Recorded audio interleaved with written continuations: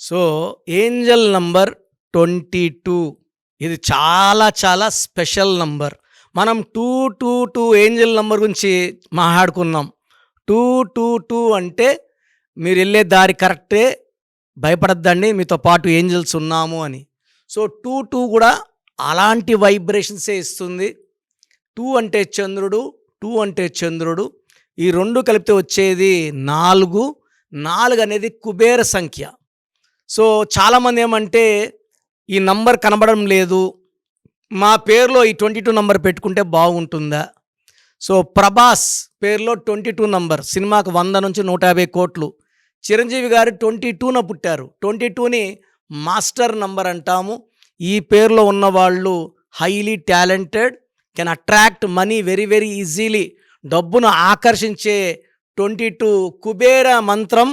And ఈ number గాని పేరులో ఉంటే తిరిగే లేదు.